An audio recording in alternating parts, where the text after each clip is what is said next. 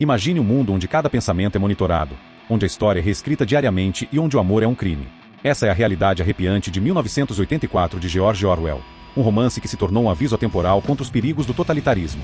Neste vídeo, vamos mergulhar profundamente no mundo distópico criado por Orwell, explorando seus personagens, temas e os paralelos perturbadores com nossa própria sociedade.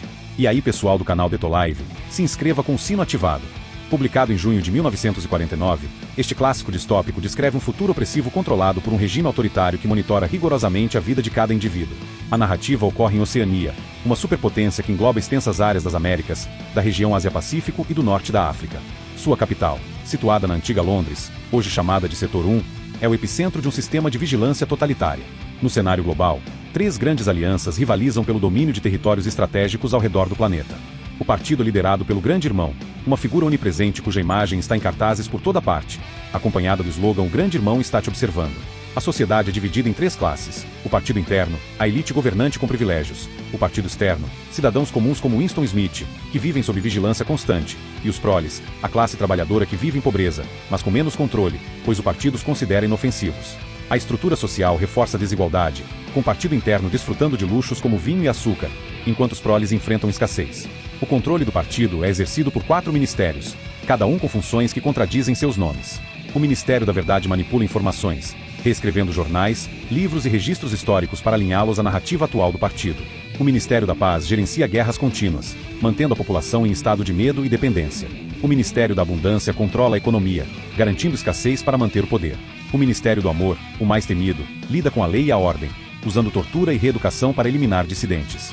A vigilância é onipresente, com telitelas instaladas em casas, ruas e locais de trabalho, transmitindo propaganda e monitorando cada movimento e palavra. O pensamento independente, chamado de crime de pensamento, é punido com prisão, tortura ou vaporização, o que significa ser apagado da existência. A polícia do pensamento garante a conformidade, e até crianças são incentivadas a denunciar seus pais, como os filhos de Tom Parsons, membros das ligas juvenis. O partido usa novilíngua, uma linguagem projetada para limitar o pensamento, reduzindo o vocabulário e distorcendo significados. Por exemplo, palavras como liberdade são eliminadas, e conceitos complexos são simplificados para impedir ideias rebeldes. O duplo pensar, outro conceito central, exige que os cidadãos aceitem crenças contraditórias, como guerra é paz ou 2 mais 2 é 5, sem questionar. Essas ferramentas garantem que o partido controle não apenas o comportamento, mas também a mente. Winston Smith, o protagonista, é um homem de 39 anos, franzino, com uma úlcera varicosa no tornozelo direito, que trabalha no Departamento de Documentação do Ministério da Verdade. Sua tarefa é alterar registros históricos, destruindo originais em buracos de memória que levam a fornos. Apesar de sua posição, Winston odeia o partido e sonha com a rebelião, sabendo que seus pensamentos o tornam um criminoso. Ele mantém um diário secreto, comprado em uma loja de antiguidades no bairro dos Proles, onde expressa sua frustração, escrevendo frases como abaixo o Grande Irmão. Winston acredita na existência da Irmandade, um movimento de resistência liderado por Emanuel Goldstein, um ex-membro do partido que se tornou seu inimigo público. Goldstein, inspirado em Leon Trotsky, é alvo do ódio de 2 minutos, um evento diário onde os cidadãos expressam raiva contra ele. Winston suspeita que O'Brien, um membro do partido interno, possa ser um aliado secreto, devido a um olhar que interpreta como compreensão mútua. Winston conhece Julia, uma jovem do departamento de ficção que usa uma faixa vermelha da Liga Juvenil Antissexo, mas que, como ele, odeia o partido. Eles iniciam um romance proibido, encontrando-se em segredo em locais como o campo e um quarto alugado acima da loja de antiguidades de Mr. Sharrington. O amor deles é um ato de rebelião, já que o partido proíbe relações baseadas em desejo, permitindo sexo apenas para procriação, como no casamento de Winston com Catherine, sua ex-esposa apática. Acreditando que O'Brien é parte da Irmandade, Winston e Julia o procuram. Ele lhes dá o livro de Goldstein, A Teoria e a Prática do Coletivismo Oligárquico, que explica a estrutura social de Oceania e a guerra perpétua como ferramentas de controle. No entanto, são traídos. Mr. Sharrington, revelado como agente da polícia do pensamento, e O'Brien, um leal ao partido, os capturam. Levados ao Ministério do Amor, Winston e Julia enfrentam tortura e reeducação. No Ministério do Amor, Winston é submetido a meses de interrogatórios, choques elétricos, espancamentos e fome. O'Brien revela que o partido busca poder pelo poder, não pelo bem dos cidadãos. Na sala 101, Winston enfrenta seu maior medo, ratos, e traz Julia para escapar da tortura.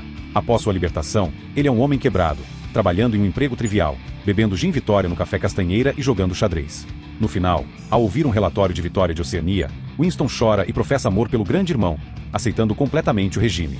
1984 é uma crítica poderosa ao totalitarismo, à vigilância em massa e à manipulação da verdade.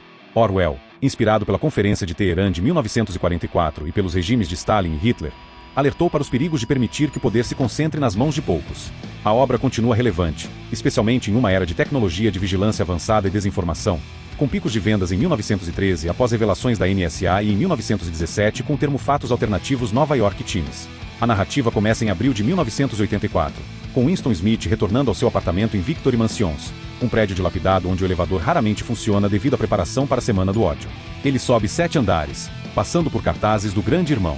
Em seu apartamento, uma teletela transmite propaganda sobre a produção de ferro gusa, e Winston, ciente da vigilância, posiciona-se em um canto fora do alcance da tela para escrever em seu diário um ato de rebelião punível com morte ou 25 anos em um campo de trabalho forçado.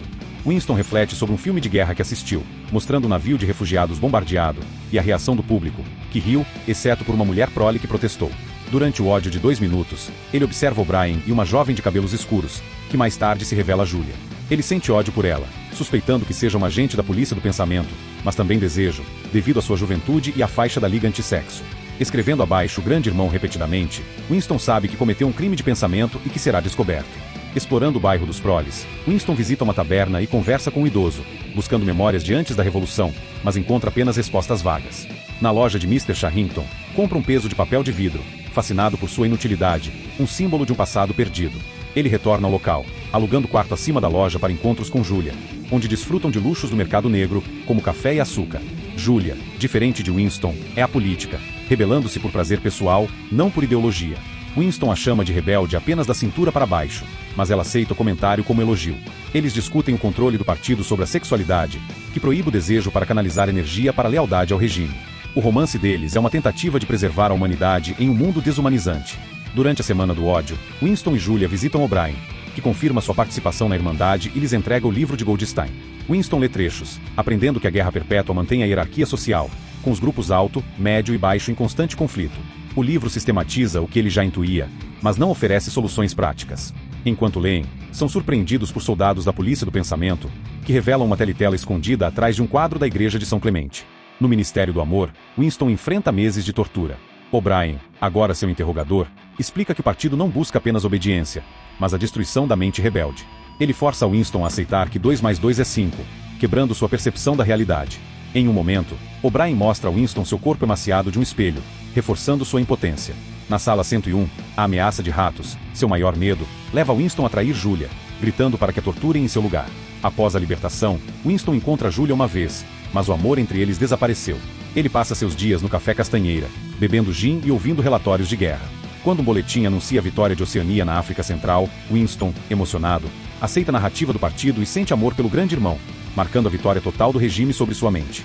Winston enfrenta inúmeros desafios em sua luta contra o partido. A vigilância constante das teletelas impede qualquer privacidade, forçando-o a escrever seu diário em um canto escondido. O risco de ser denunciado por colegas, vizinhos ou até crianças, como os filhos de Parsons, cria um clima de paranoia. O duplo pensar exige que ele aceite mentiras, como a mudança constante de aliados na guerra, sem questionar, o que entra em conflito com sua memória de eventos passados. Sua relação com Julia é outro obstáculo, já que o partido proíbe o amor e o desejo. Encontrar locais seguros, como o quarto de Sharrington, é arriscado, e a descoberta de que o espaço era uma armadilha reforça a onipresença do partido. A traição de O'Brien, que Winston via como um aliado, destrói sua esperança na Irmandade, revelando que a resistência pode ser uma invenção do partido para identificar dissidentes. O maior desafio é a reeducação no Ministério do Amor. A tortura física e psicológica, incluindo choques e fome, visa não apenas punir, mas destruir a identidade de Winston. Na sala 101, o uso de seu medo de ratos é a arma final, quebrando sua lealdade a Julia e sua crença na verdade objetiva, como a equação 2 mais 2 é 4. 1984 explora temas profundos que vão além da crítica ao totalitarismo. A vigilância em massa, representada pelas teletelas e pela polícia do pensamento, elimina a privacidade, criando uma sociedade onde até os pensamentos são controlados. A manipulação da história, feita por Winston no Ministério da Verdade, garante que o partido seja visto como infalível, apagando qualquer evidência de erros ou alternativas. Como Orwell escreveu, quem controla o passado controla o futuro. Quem controla o presente controla o passado. Spark Notes. O poder da linguagem é central, com a novilíngua reduzindo a capacidade de pensar criticamente. Por exemplo, a eliminação de palavras como rebelião impede a formulação de ideias subversivas. O duplo pensar, por sua vez, força os cidadãos a aceitar contradições, como acreditar que Oceania sempre esteve em guerra com a Eurásia, mesmo quando registros mostram o contrário. A luta entre o indivíduo e o coletivo é personificada em Winston, que busca preservar sua identidade contra a uniformidade imposta pelo partido. Sua relação com Julia é um ato de resistência, mas também uma tragédia, pois o amor não pode sobreviver à repressão. A cena na sala 101, onde Winston trai Julia, mostra como o partido destrói laços humanos para garantir lealdade exclusiva. Psicologicamente, o romance examina o impacto do medo e da manipulação. O ódio de 2 minutos canaliza emoções para reforçar a obediência, enquanto a tortura no Ministério do Amor usa o terror para reescrever a mente. O'Brien explica que o partido não quer mártires, mas conversos, que amem o grande irmão voluntariamente. Politicamente, 1984 é uma sátira de regimes totalitários, com paralelos claros ao stalinismo e ao nazismo. O grande irmão, inspirado em Joseph Stalin, é uma figura de culto, enquanto Goldstein reflete Trotsky, exilado e demonizado. A guerra perpétua mantém a população submissa, ecoando táticas de regimes que usam conflitos para justificar controle. George Orwell, pseudônimo de Eric Arthur Blair, nasceu em 25 de junho de 1903 na Índia e morreu em 21 de janeiro de 1950, vítima de tuberculose. Sua experiência como policial imperial na Birmânia, sua participação na Guerra Civil Espanhola, onde foi baleado no pescoço, seu trabalho como jornalista durante a Segunda Guerra Mundial moldaram sua visão crítica do autoritarismo. Ele escreveu 1984 em Jura, Escócia, entre 1945 e 1949, inspirado pela Conferência de Teherã de 1944, que dividiu o mundo entre as potências aliadas Brasil Paralelo. Orwell, um socialista democrático, opunha-se ao totalitarismo, seja de esquerda, como o stalinismo, seja de direita, como o nazismo. Ele via o socialismo como uma força para a justiça, mas temia sua degeneração em opressão. Em seu ensaio Por que Escrevo, ele afirmou que todo o seu trabalho após 1936 era contra o totalitarismo e a favor do socialismo democrático interiste em literatura. O romance reflete o clima da Guerra Fria, com a divisão do mundo em blocos e o medo de regimes autoritários. A manipulação da história ecoa as purgas fatalistas, enquanto a vigilância lembra as táticas da Gestapo. A obra também antecipou preocupações modernas, como a vigilância tecnológica, com paralelos às revelações de Edward Snowden em 1913. 1984 é um dos romances mais influentes do século XX, incluído na lista dos 100 melhores romances da Time 1923 a 1905, posição 13 pelos editores, 6 pelos leitores e da Modern Library posição 13 pelos editores, 6 pelos leitores Wikipedia. Termos como grande irmão, novilíngua e duplo pensar entraram no vocabulário global, usados para descrever abusos de poder e manipulação. A obra inspirou adaptações para a rádio NBC, 1949, televisão CBS, 1953, BBC, 1954, cinema 1956, 1984, teatro, ópera e balé. O reality show Big Brother, embora não diretamente ligado, popularizou o conceito de vigilância. O romance foi traduzido para 65 idiomas até 1989 e banido na URSS até 1988 Wikipédia. Comparado ao Admirável Mundo Novo de Aldous Huxley, 1984 enfatiza o controle pela força, enquanto Huxley prevê a submissão pelo prazer. Uma carta de Huxley a Orwell em 1949 destacou essa diferença, sugerindo que o futuro poderia combinar ambos letters of note. Enquanto o modelo de Huxley parece mais próximo das democracias ocidentais, o de Orwell ressoa em ditaduras. A relevância de 1984 persiste, com picos de vendas em momentos de crise política.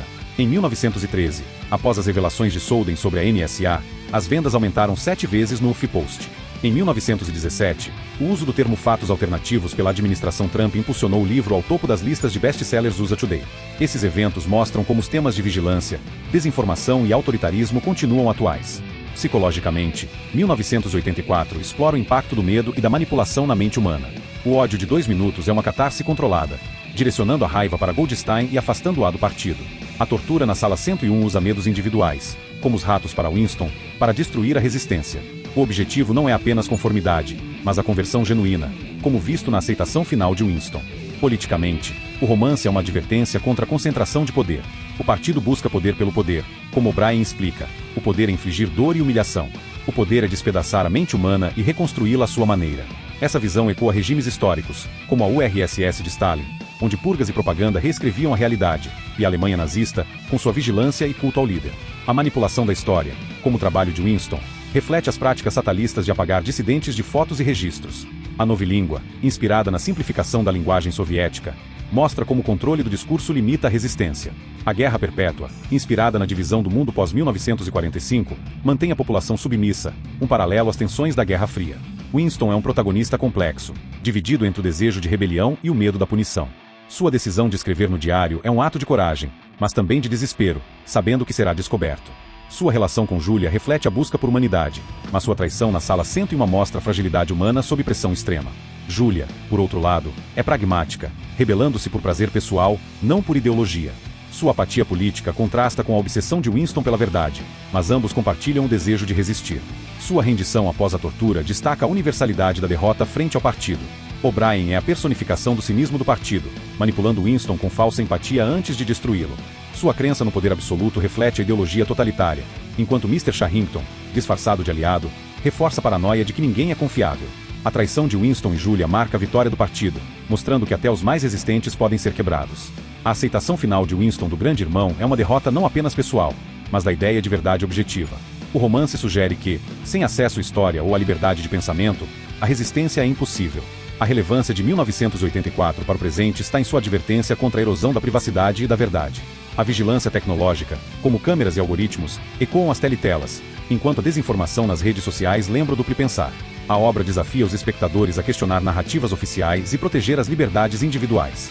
E aí, o que acharam dessa análise profunda de 1984? Este romance nos faz refletir sobre o poder, a verdade e a liberdade em nossa própria sociedade. Será que estamos tão longe do mundo da Oceania? Deixem seus comentários abaixo com suas opiniões e reflexões. Não se esqueçam de curtir o vídeo, compartilhar com os amigos e se inscrever no canal com o sino ativado para não perderem nossos próximos conteúdos. Vamos continuar discutindo ideias que transformam o mundo.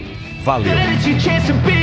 Hey kid, don't ever let them get inside your head. They'll tell you what to do in life instead of everything you know that you could get.